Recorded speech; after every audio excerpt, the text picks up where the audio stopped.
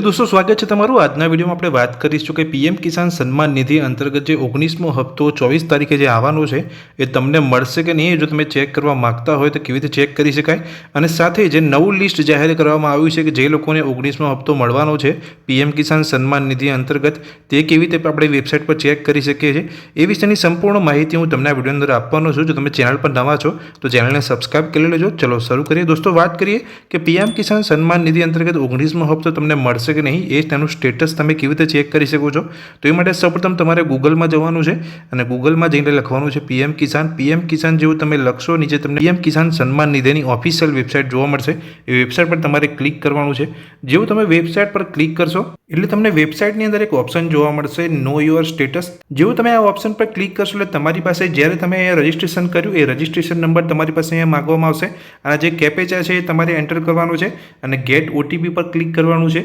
હવે જે તમે મોબાઈલ નંબર એન્ટર કર્યો હોય તો રજિસ્ટ્રેશન કરતી વખતે તેની પર એક ઓટીપી આવશે જ્યાં તમારી અહીંયા પ્રોફાઇલ ઓપન થઈ જશે। હવે તમારા પ્રોફાઇલની અંદર લેન્ડ સીડિંગનો જે ઓપ્શન છે તેની અંદર યસ લખેલું છે।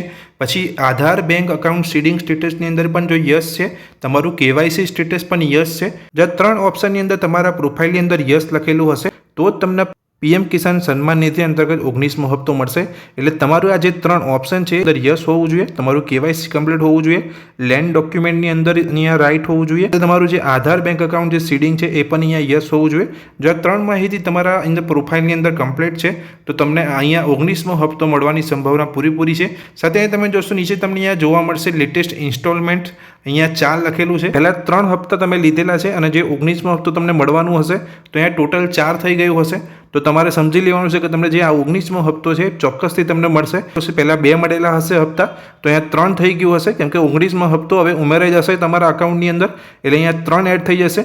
એટલે આ ડિટેલ્સ જે તમારા પ્રોફાઇલની અંદર કમ્પ્લીટ છે, કેવાયસી કમ્પ્લીટ છે, Aadhaar bank account seeding status complete છે, લેન્ડ સીડિંગ તમારું જો યસ છે તો આ ડિટેલ્સ જો તમારી કમ્પ્લીટ હોય પ્રોફાઇલની અંદર તો ચોક્કસથી તમને 19મો હપ્તો મળશે। હવે વાત કરીએ કે જે વેબસાઇટ પર નવું લિસ્ટ જે મૂકવામાં આવ્યું છે બેનિફિશરી લિસ્ટ એ કેવી રીતે ચેક કરી શકાય।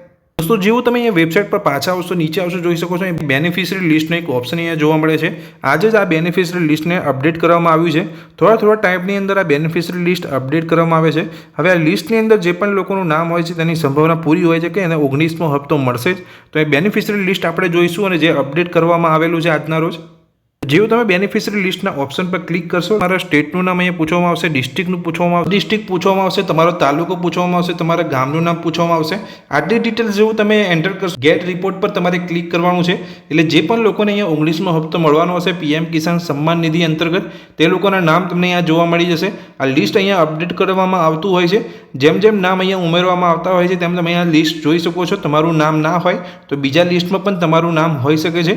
આ રીતે તમે બેનિફિશરી લિસ્ટ જોઈને પણ તમને ખ્યાલ આવી જશે કે તમને 19મો હપ્તો મળશે કે નહીં।